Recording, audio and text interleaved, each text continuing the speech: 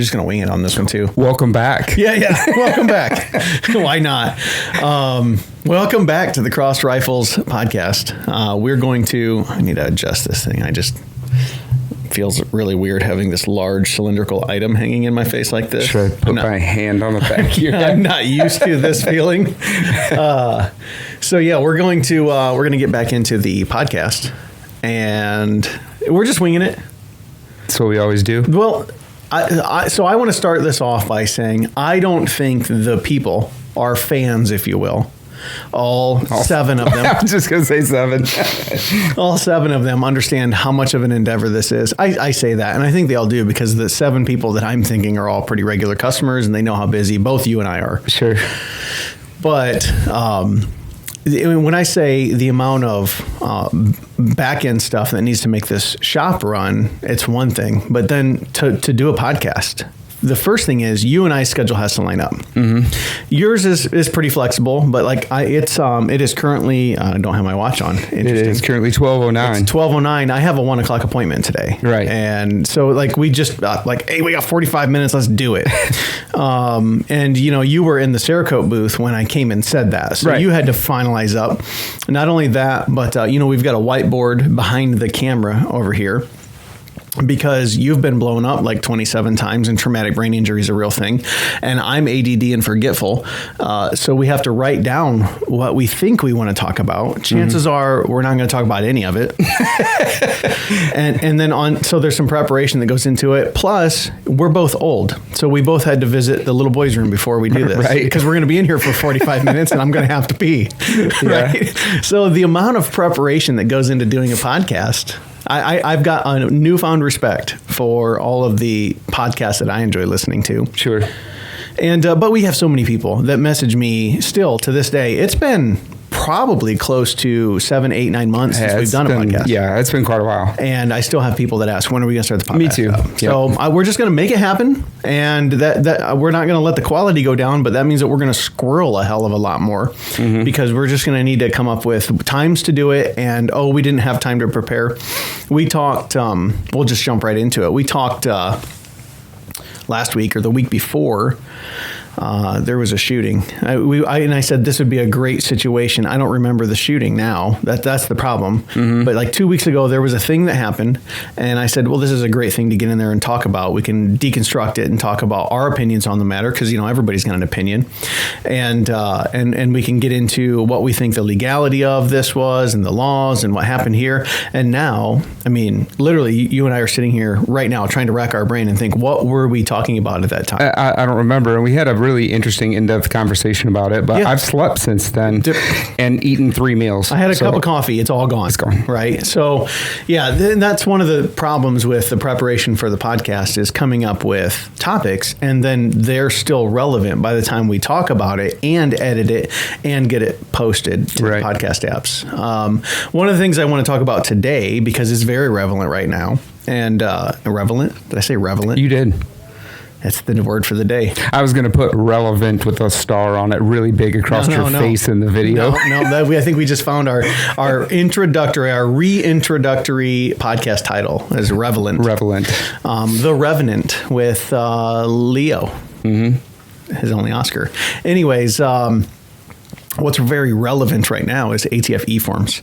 So eForms is the system that we have been using for a couple years to submit any of the NFA forms that have to do with the National Firearms Act of 1934. Mostly Form 4s and, to some extent, Form 1s. Now, Form 1s are open back up again. So for us, on our end, we've been using eForms for 5 years. There's and I'll break it down for everybody, because I think this is going to be a good informational podcast. And you probably don't know some of this information on the FFL side. Once we have an SOT, we have to do certain things. So we have an 0702, which in the industry, type 07 FFL is a manufacturing FFL. And with a manufacturing FFL, you just automatically get a manufacturing SOT, which means we can manufacture NFA items. Of course, anything made, any machine gun made post 86, we can't sell to anybody but law enforcement and military. Right. But we can make silencers. We have the licensure to do it. We don't have the machinery to necessarily do it. We have the laser engraver and all of the Cerakote capabilities and a lot of that. But I'm not going to go out and buy the CNC machine because we're a retail gun shop and we don't need that additional overhead. Right. But we have the licensure to do it. And when you have that licensure, you have to submit a form. And of course, I'm going to, it's called an AFMR report. And I don't know the form number, which I like to give, but you have to submit an AFMR report every year. And that's how many NFA items you manufactured. And when you have a manufacturing 07 FFL, you have to say how many firearms you manufactured, right? So I have to submit an AFMR report and say how many firearms that we've manufactured. Now, we technically manufacture no firearms unless we have made a machine gun. So there's 5 machine guns in the building right now that we manufactured. So that gets listed as an item that we made. And when we do that, we have to submit a Form 2. So on the civilian side, there's Form 1s, Form 5s, and Form 4s. And on the SOT side, on the industry side, there's a Form 2, Form 3, and Form 5. So the Form 5 is on both. And when we manufacture an NFA item, we have to submit a Form 2. And I've had E-forms for that for good God, years. I had a personal eForms account for submitting Form 1s back when I lived in Cleveland and I was making my own SBRs. But the average consumer has not needed an eForms account until recently, and technically you still don't. But the ATF, the NFA division, has changed the way we submit Form 4s. Form 4 being the form, we'll go through the forms right now. Form 1 is for an individual to manufacture an NFA item. For example, you as an individual, you're allowed to brew beer. You're allowed to, because that's alcohol, right? You're allowed to grow tobacco, and you're allowed to manufacture your own firearm, the ATF. Explosives is another thing. That's why they leave the E off. But yeah, you can do all of those. It's perfectly legal. A lot of people don't realize that you can have your own still only for personal use, and there's some caveats there. Everybody knows you can brew your own beer, but when I was growing up, people thought that was illegal. Brewing beer was illegal. And you've always been able to do it to a certain extent. Same as you can manufacture a firearm, but if you manufacture an FA firearm, such as a silencer or a short-barreled rifle or a short-barreled shotgun, you can't make a machine gun. But if you were to make one of those, you have to submit a Form 1. So that's what a Form 1 is for individual manufacturer. Form 2 is for industry manufacturer, so that's a licensee manufacturer. I already covered that. When we make machine guns, if we were to make a silencer or an SBR, we submit it on a Form 2. A Form 3, so because NFA items are regulated, there is a registration, right? There's no federal registration when it comes to firearms, but NFA items, there is a registration. The serial numbers are tracked, and they know who owns what. Specifically, because most of the NFA items are probably sitting in the inventory of dealers, if you really think about it statistically speaking. So they know where the dealer they're at. And to get it from dealer to dealer, you have to submit a Form 3. So a Form 3 takes, right now, if you use eForms, 2 to 3 weeks to get an approval. Okay. So when I buy a silencer through one of our distributors, we use Silencer Shop. I'm going to talk about them multiple times during this. But when we buy one from Silencer Shop, they're the largest distributor of silencers. They submit a Form 3 because the seller has to submit and has to initiate, because I can't just pull something out of their inventory. Right. And once that gets approved, they cannot ship it to me until it is approved. So that's a Form 3. Form 4 is essentially doing the same thing. There's no tax associated because we pay one big lump sum tax at the beginning of the year. Right.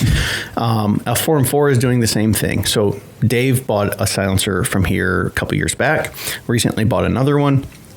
And what we will do, even for an employee, you'll have to fill out your Form 4. And we do that using the Silencer Shop kiosk. Pretty easy process. You've done it.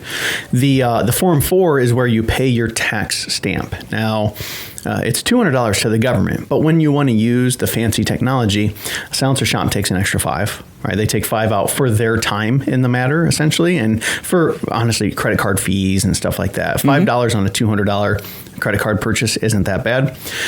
So it's $205, and then if you want to submit your fingerprints and all of your forms electronically, there's a fee associated through Silencer Shop for that as well. We call it a kiosk fee here. I've been calling it a fingerprint fee as well. I kind of interchange the two. and we charge $30. Silencer shop takes $25. So if you come buy a silencer from me, we submit a Form 4 digitally. You pay your tax stamp, it's $205, and because I'm submitting it digitally, I'm going to get tagged for $25, which means I'm going to charge you $30. Right? Form 5. So to go down the line, Form 5 is used for two purposes. It's a non-taxable transfer. The main purpose of Form 5 is typically used for military and law enforcement purchase. If the Williams County Sheriff's Office buys silencers from us, I transfer them to them on a Form 5. They are an individual entity that is legally allowed to possess these items without paying the tax. And we submit it through that legal entity. The other thing it's used for, and this is good information for people on here right now, is in a situation of death, right? So if an NFA item is going to get passed down to a family member, we have people that come in here and they want to do these trusts to put their silencers in a trust. And they think that because we watch the movies, first off, we think that there's a registration. And there's not on firearms, only on NFA items. And second thing is we think that trusts are what rich people have to pass their assets on. And that's not entirely untrue. But they don't have NFA trusts. Right. An NFA trust is essentially the trust now owns that silencer, and it is its own legal entity, like my LLC here is Cross Rifles, and that trust can have trustees. So Dave can give me $1,000. I can put $1,000 in. My brother can put $1,000 in, and we can go grab Todd. He can put $1,000 in, and all four of us can be a trustee, and we can use our $4,000 to buy multiple silencers that we can all possess at different times instead of each of us having to spend the money. It makes sense for some people. It does. It is not a pass down. No. And can it be used? Can you remove a trustee and still have trustees on it later and they can be in possession of the item? Yes. But for the most part, you transfer, if you were to pass away and your silencers are going to go to whoever you willed them to, because they can only be possessed by that item. So in this situation, let's say that you kick the can before Pam does, right? Pam's going to get those silencers. Right. But she can't legally possess them, because they have to be registered. They have to be registered in her name. And there's no additional tax to that when it goes down because of a death benefit. So then you use your Form 5 and that transfers the ownership of that NFA item from me to her. Correct. So the state attorney would typically, or whoever the executor of the will is allowed to possess that item while the background check is going through. Form 5s take days. 3, 4, 5 days. So it's not like it's a long drawn out process when you submit them using e-forms. So there's a bunch of stuff, and there's a couple other forms. They don't matter. Those are the ones that really matter. There's a bunch of stuff that has to do with e-forms. All of these can now be submitted on e-forms. Before, you had to print it off, fill it out, do a fingerprint card, send it in. Like, it was a huge pain in the ass. Mm-hmm. So they changed the e-forms to where they're getting approval times right now. Well, we just had one come through this morning. I sold him the silencer last Tuesday. Today's Tuesday, so a week. He had a week. And that was with some of those steps in the middle of having to come back and certify, and we can talk about that too. Well, and the DocuSign and all that. So there's a couple things that can slow you down in the middle there. Yeah. Well, I have another guy. He was just in this morning. He bought a silencer in November, and he's just now. In fact, I've asked him 3 or 4 times, hey, did you create that account that you need to create? Did you create your eForms account? Did you create your eForms? I've texted him, and I heard him out there. I heard his voice. So I walked out and said, did you create your eForms account? He says, no, I haven't. What do I got to do? So we had him do it right then and there. Sure. And he certified today. So he sold him the silencer in November, but your wait starts from when the ATF gets the certified form. Right. It does not start from when I take your money. And there's a lot of people that don't understand, and they don't maintain their accounts super well. So that causes some delays. But e-forms can now be used for all of that instead of sending paperwork. And if you send a paper form, you're probably still seeing a 6 to 12 month approval time. So they're really trying to entice you to use e-forms. Sure. It's atf.eforms.gov. or is it eforms.atf.gov? I think it's eforms.atf.gov. eforms.atf.gov. I always tell people just Google ATF eForms. It's the first link. Right. Create an account. Now you have an eForms account, and now every time you purchase something, you're going to purchase it using that account information, so they can associate it to you, the legal entity that is buying it, and it's already pre-set up. I'm using air quotes when I say that, sure, because they're still going to do the background check. They're still going to do all the stuff. But on the dealer side, I've been using eForms for a long time. Now the consumers, they're pushing the consumers to use eForms. I think that's a mistake on certain parts. One really good example, I don't know that you had it. I know we did not submit your first suppressor under an eForms account. No. And you probably don't. I have not have yet. an eForms account yet. No. For the silencer that you just bought. That's correct. About 3-4 weeks ago, they were doing maintenance on the eForms website, and it was shut down for about a week. Mm-hmm. Well, as I just mentioned, when a shop like mine that has the right licensure makes a machine gun, we have to submit a Form 2, and we have to submit it by the end of business day. Like, we have to make it and submit it right then and there. Gotcha. And you couldn't do that? We couldn't do it, which does not prevent me from making machine guns, but there was multiple notifications on the website about it being down, that as soon as it's back up, you need to submit your Form 2s. Right. If you and now let's not talk machine guns. Let's talk silencers. There's companies out there that made 1,000 silencers in that week. Sure. Right. Their CNC machines didn't stop, and they got to submit all those Form 2s. Well, when the system came back up, everybody that has an eForms account got a notification about 5 times. Don't forget to submit your Form 2s. Now, the average customer, I'm pointing at the camera right now, has no idea what a Form 2 is. Right. So my customer that 4 months ago, I said, you need to create an eForms account. You need to do this. This is how you're going to buy a silencer. 4 months later, they get an email 5 times within 2 days. Don't forget to submit your Form 2. Make sure you submit your Form 2s. If your Form 2s don't go through, it's a felony offense. And so it created approximately 197 calls to the shop.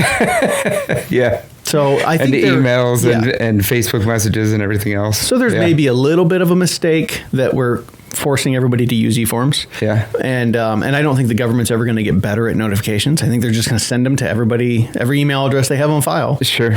But the one major glaring example of why it's a great thing, 7-day approval times.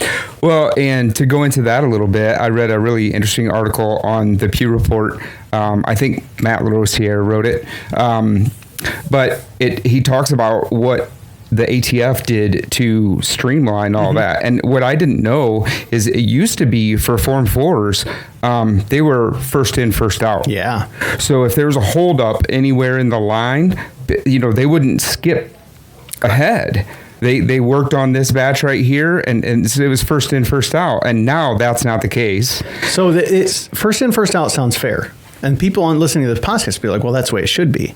So I sat through the same town hall that Matt sat through with the ATF for an hour and a half. And it took him an hour and 15 minutes of it to explain all the things they've changed. And I sat through the whole thing. My attention span was held. And I'll give you a glaring example that I think they didn't give, but I can give you a glaring example of why first in, first out absolutely does not work. When you, Dave Winters, buys a firearm, you do not use your concealed carry to in lieu of a background check. Sure. You get an instant approval. You go out here, you fill out a form. I don't. You don't. Okay. I get delayed. Okay. So let's use this example that you get an instant approval, because I get delayed, and that's the next example. Dave Winters. I suppose it's a fairly common enough name, and your security clearance and all that stuff in the military. I think it's because I spent so much time overseas. Right. That's why it happens. So you go out there, you get an instant approval. Well, you get to walk out with your gun.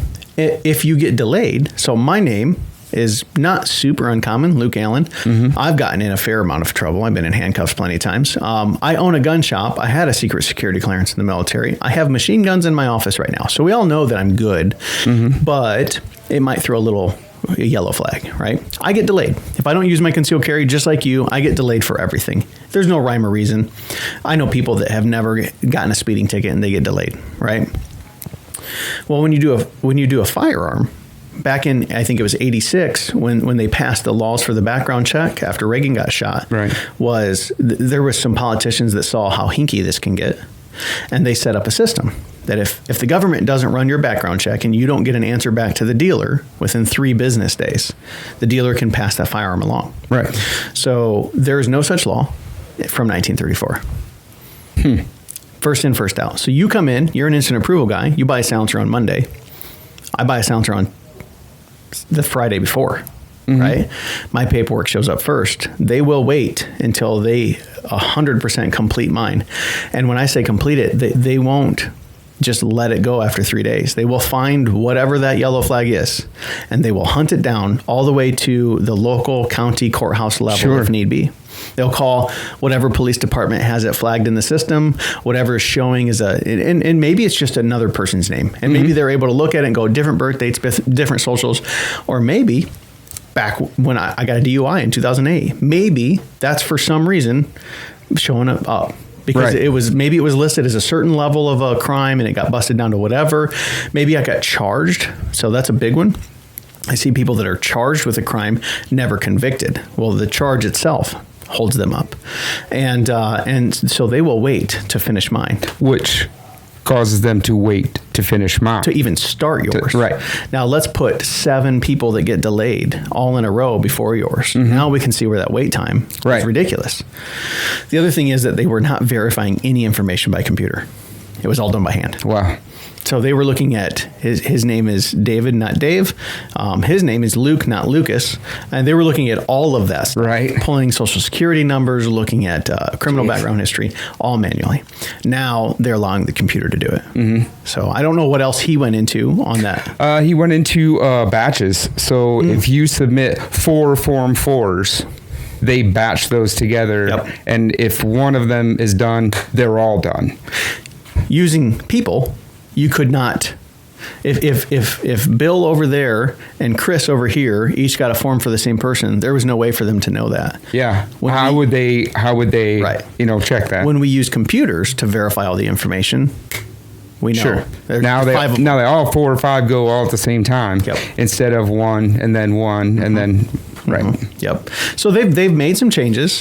One thing I really appreciated, and I want to caveat this before I even say it. I am not a bootlicker. I'm not a big fan of the ATF. Right. I think that it's an unconstitutional organization. Right. But since they do exist, and since I have to deal with them, I was happy to hear the deputy director of the NFA division. He's the guy that was doing this town hall and explaining all of this information. There was 2 things I was very impressed to hear from him. The first was his reference to Reddit. And not specifically to Reddit, but the forums and the groups, because there's large firearm industry specific subreddits that are, there's all kinds of misinformation floating around. There's good information, there's bad information, there's all kinds of stuff. And this guy, I can't remember his name, this deputy director, he knew of Reddit and he spoke about it intelligently. And he referenced forums. And every time he referenced a forum, he said, like Reddit. So there's probably others, AR15.com, and, NFA, whatever. But he specifically knew, which is terrifying that they're watching those forums. But he was referencing the bad information flying around. And I love that because we get it every day in the shop. Sure. I had a kid just ask me 20 minutes ago, he brought just an AR pistol to work on. We're going to replace the muzzle device, like the easiest of jobs. And he kind of pulled me aside and he whispered to me, he goes, "Hey man, that's not registered in my name. What do I got to do?" Because, all he knows is movies and whatever he's reading on the Reddit forum from Jackwagon. This actually never bought a gun. There's no registration in the state of Ohio or federally. So I like that they're able to dispel some of the myths and the rumors. The other thing that I really liked that he said was, and the way he said it. He goes, "Well, when I bought my last silencer, it took about 10 and a half months to go through." Right. So he has at least 2. Yeah. And if there's anybody that I want in charge as the deputy director of the NFA division, it's a dude that's buying silencers. Right. Because he's got to at least be part way on our side. He could be one of those, rules for thee and not for me guys. But he's buying them on the personal side, and he could just get them as an ATF agent. Sure. I mean, he can be in possession of those things without having to do it. So if he's taking the time to file the forms, he's probably more on our side than some of the other ATF agents that we know are not. So they've made some changes. Hopefully he owns a dog too. Yes. Yeah. He's a big dog lover, Yeah. right? Like, let's go right down the line. Oh, you're not into flashbanging babies either? Friggin' bonus, That's man. awesome. Like, holy hell, we're on a roll here. So yeah, it's, there's some things they changed. Now, all of that pre-discussion, and I need you to watch the time because I do have an appointment at 1 o'clock and I left my watch at home. All of that pre-discussion was to talk about silencers. What silencers should I buy? All the silencers? Yes, that's the right answer. I think it depends on your use case. Yes. Well, and so, purpose of use. Why am I buying a silencer? And I have to explain to people why they might want to buy a silencer. It's not like the movies. And then for most firearms, it's not like the movies. You can't go sit in a movie theater and shoot somebody from the back of the room and nobody knows what happened. The guy just drops down and dies. Right. But it does provide an extensive level of hearing protection from two guys that pretty much have to wear these earmuffs when we're doing this so we can hear each other talk because we're both deaf. There's a benefit to that. 100%. Now, well, and it's not just you, it's everybody else who's at the range. Yeah. If you're shooting out, you live out in the country and you're shooting in your backyard, it's your neighbors and your neighbors' livestock and cat that's terrified of guns. Everybody benefits. It adds up. It's exponential. My children, I've got 2 kids, 8 and 5, and we go shoot mostly rimfire, obviously, and we shoot suppressed because Dad owns his gun shop, and I have a lot of rimfire suppressors, and I don't have to worry about hearing protection. I don't have to worry about doing permanent hearing damage because I didn't shoot with earplugs when I was a kid shooting with my dad because it wasn't a thing then, and especially so both of my kids are cross-eye dominant. My son is a lefty. My daughter is a righty. My son is right eye dominant. My daughter's left eye dominant. So, and of course, I'm a rifle shooter at heart. So we're starting, and it's easier to teach kids on a 3-point contact rifle instead of a pistol. Sure. Well, when you got earmuffs on, you can't. It's even harder to push your head through the stock, right? And it's even more difficult because I'm teaching Luke to shoot right-handed and Savannah to also shoot right-handed, even though she's left eye dominant and just squint because it's a right-handed world. It's difficult for Luke to get lined up as a lefty on a right-hand gun with earmuffs because now it's extra awkward. So yeah, silencers have multiple tools like that, multiple purposes. We talk about deer hunters here. I'm not a deer hunter. You're not a deer hunter.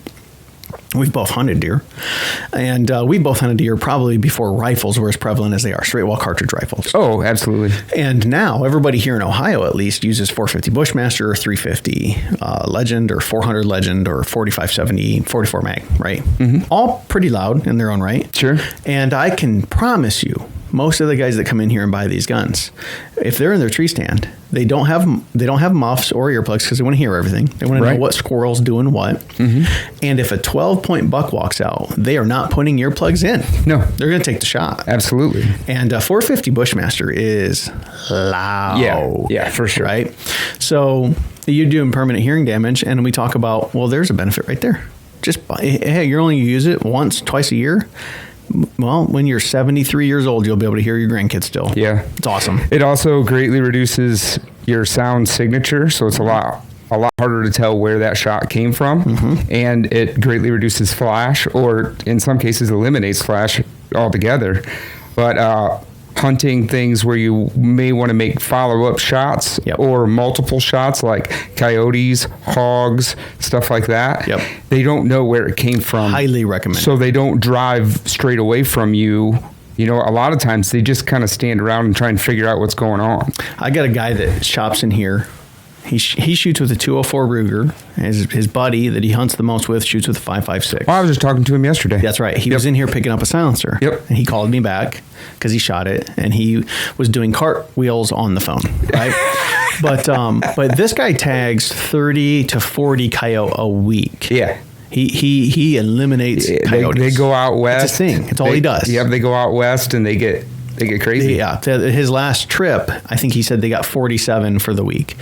The problem is, he said, I can shoot 2 at a time, 3 if I'm really lucky. And when I say 2 at a time, it's movie style. I line up on the left one, my buddy lines up on the right one, and we count down, whisper to each other because we've got little earplugs, and we take a shot at the same time. After that, they scatter. He said, but I've been hearing in all the forums, and I've got some friends that shoot with silencers, and they're able to get 2 or 3 at a time before they scatter because they don't know where the shot's coming from. Right. So you just went from 2, maybe 3 if you're lucky, to 4 or 6. Right. Mm-hmm. So, yeah, there's lots of benefits. The big overwhelming benefit for me is probably that. Not knowing where the shot's coming from. I'm not worried about 4-legged predators. I'm worried about 2-legged predators. When the world falls to hell in a handbasket, like most of us think it's going to happen, I don't want them to know where the shot's coming from. I really like subsonic 9mm, 300 blackout, even rimfire, super, super quiet. Mm-hmm. But I also, if you come into my house at 2:30 a.m., uninvited, you're going to have a bad time. And I'm going to meet you in the hallway with an AR-15 with a 5.5-inch barrel. Mm-hmm. And a little itty guy. You and I both have the same defense guns. We've talked about them on here. Yeah. Yeah. We have the same identical gun. And we both have suppressors on them because if you've never shot a 5.5-inch 5.56, it's more than obnoxious. It's obnoxious plus obnoxious's sister, and they had a kid together. Like, good Lord. It's loud. And the fireball is huge. Yes. Yeah. So my wife is right behind me because we have children, and they're at a different part of the house. She's got her handgun, and she's going to the children. I'm moving to the threat, and we need to be able to communicate. Mm-hmm. And so suppressors. Yeah. Because my suppressor that I run, silencer suppressor, they're interchangeable. My suppressor I run on my Maxim makes it hearing safe. I've shot it at the range without. Now, I wouldn't want to go full auto with it still. Right. Because it's loud. Sure. But it doesn't ring my bell. Yeah, both of mine are the same way. Yeah. Mm-hmm. Yeah. So there's a bunch of benefits. Now, the question of what silencer to buy, all of them is the answer. If you're limited to a budget, though, like most of us, you need to stop into your local shop, trustworthy shop. Mm-hmm. Okay. So don't find the gun shop that has the old guy that recommends a 38 special airweight to all the ladies. Right. Okay. Don't find the gun shop that swears up and down that Glock is the best brand. I'm not saying they're not the best brand, but don't find the guy that lets his biases run his gun shop. Sure. Find a shop that can discuss something with you without having a Ford Chevy argument, right? My dad, God bless him, most people in his generation, he'll tell you people that drive Fords are idiots, right? And I can't have that conversation here in my shop because there's a different suppressor for everybody, and there might be different brands. Sure. So find that shop, go in, and tell them what you want to suppress. And purpose of use. Get in with all the stuff we just talked about, figure out which one of those is most important. We probably listed 5, 6, 7 different reasons. Pick the first 2. Pick the first 2 firearms you want to suppress, and then ask the shop owner, ask the shop person. Right. You can go to the forums. You're going to, you go on Facebook or any other forum these days, and I'm just as guilty as this is other. I'm going to give you, like, get out of here, stop asking stupid questions, right? Because sure. I'm not in that forum to answer 700 people a day. You saw me do it the other day on the Cerakote group, right? Yeah. Somebody asked a less than basic level question on our certified Cerakote group, and I answered like an asshole. I did too. Yeah, I know. I saw it. That's why I know you saw mine. And somebody called us out for it, and I replied back to them, no, if they had asked this in a beginner group, which I'm not a part of because I don't want to be, they probably would have been met with a lot more patience. It's the same thing for silencers. If you go into the NFA subreddit on Reddit, and you ask a question like that, they're going to say, go use the search terms, idiot. Yeah. Right. So that's where you go to a beginner level forum and ask a question, or I recommend talking to somebody that knows about silencers. Sure. And we don't recommend the same 5 silencers for everybody. We sell. Well, in our silencer room right now, in jail, waiting for people to get their silencers back, I probably still have 30 or 40 silencers that make up 10 to 11 different brands. And normally, because we sell about 200 silencers a year, we normally have about 200 of them back there because they take about a year to get approved. But with a quick approval times, it's decimating our jail. I noticed that jail is pretty empty right now, which it's a good thing and a bad thing. Sure. Right? I want people to get their silencers back. The bad thing is when Dave comes in and asks my recommendations, says, here's what I want to do, here's what I want to suppress. When I had 200 silencers back there, I was, statistically speaking, pretty rest assured I had the thing I was going to recommend. And you could put it in their hand. Yeah, I might not have had it to sell like in inventory, but I had a thing to show them. Sure. I've spent about $45,000 on silencers in the last 3 weeks. And the reason for that is because I have to have them in inventory now to show Dave when he comes in. But find a shop that can at least show you a picture and talk about which silencer you want.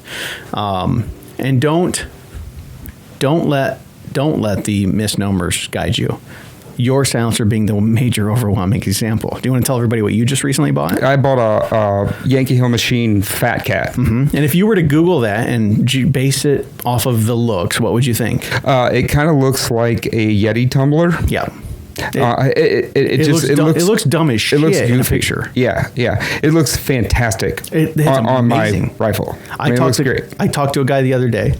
He come in. He was looking at my HMs. I said, well, I don't have a turbo right now, but I got a Fat Cat. And he immediately goes, nope, don't want it. I'm like, well, hold on. I might change your mind. And I pulled up that picture of your grandkid shooting the... Yeah. I'm like, look how badass that thing looks. It looks phenomenal. It does. It looks great. Yeah. The front of the suppressor is about the same diameter as the outside of the handguard, so it's almost like a continuation of the handguard out there. And I love the tone of that can. Yeah. It's lower than most 5.56 suppressors are, and I'm totally happy with it. Yeah. So that's the other thing is don't let the misnomers on the forums. Somebody's going to tell you the Fat Cats look stupid. Well, looking stupid and going for utilitarian purposes are two very different things. And when it's on the gun, it doesn't look stupid anymore. Right. So there's even an asterisk to that because I don't like stupid looking guns either. Sure. But if it's useful, is it really stupid? Yeah. So there's a lot of things that have to do with silencers. There's a lot of brands. I would recommend, that's my one recommendation, is typically stick with one of the larger named brands that you recognize. I got some people that come in here and ask about more regionalized small, and I hate to, because I'm a small business. I want the small businesses to get the business. Sure. But I have knowledge of two different silencer companies. Well, I'll give you a live example of one.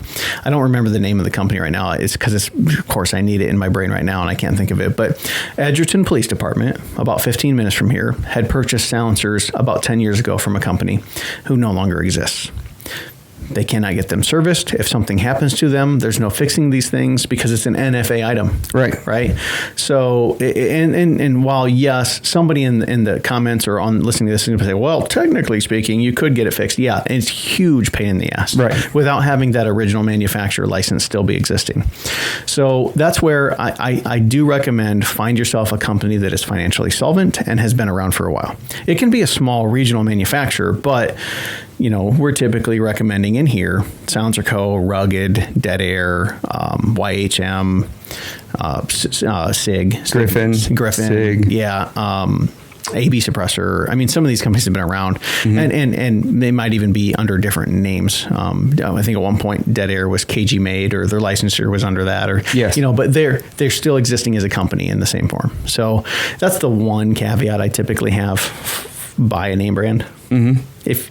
Unless you're just trying to dink around, if you don't care later on if your silencers know. Yeah. And for me, it also depends on what the situation is, like what round you're trying to suppress. And so like if I got a 300 Win Mag, I'm going to be way pickier about that can than I am just a 22 rimfire suppressor. 1,000%. Because the 22 rimfire suppressor goes through, nothing compared to something like a 338 lap or, or a short barrel 5.56. Yep. Like that is brutal on a suppressor.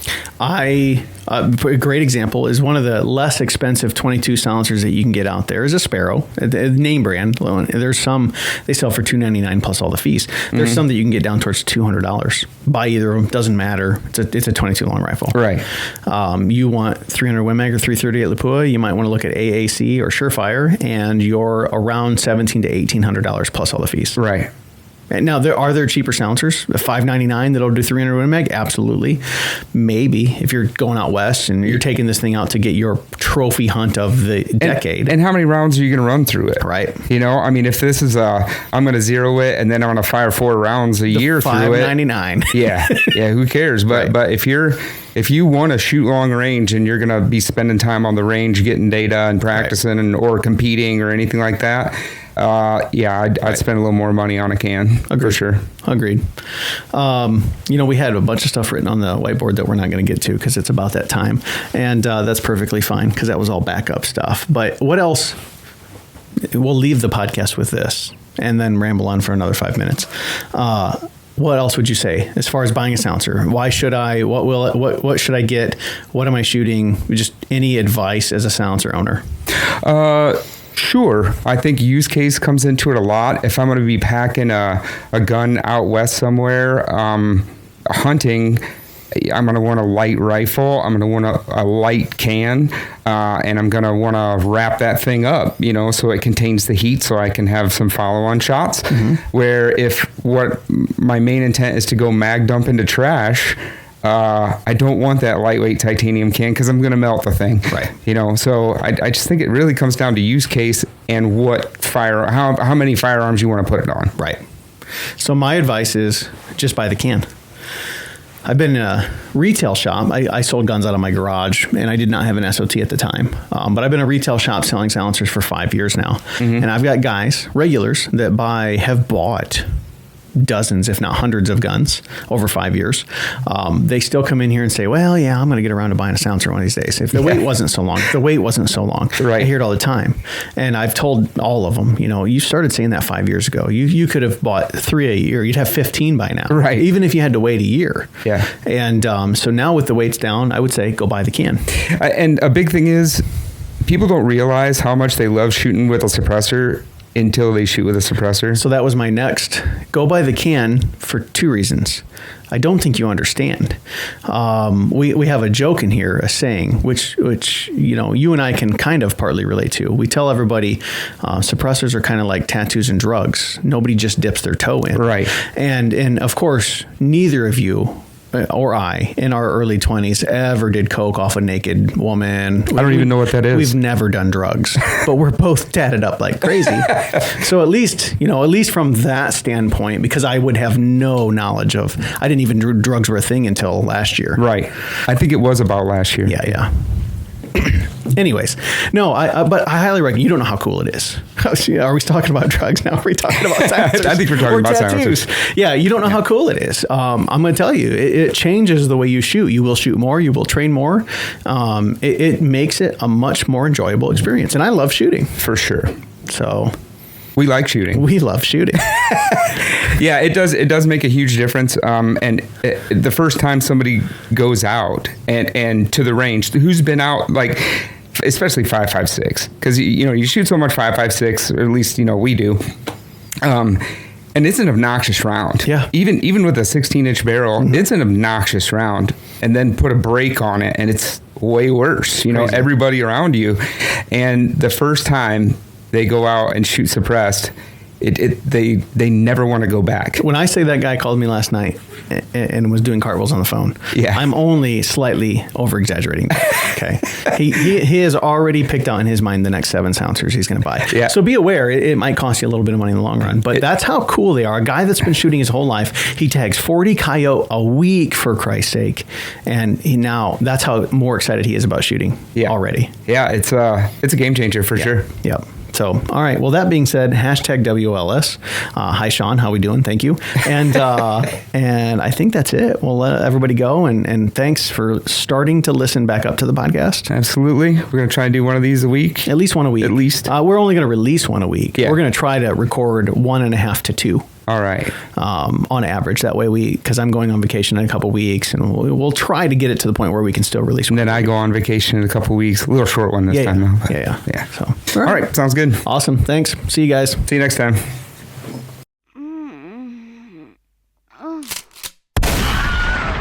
You know what? Speaking of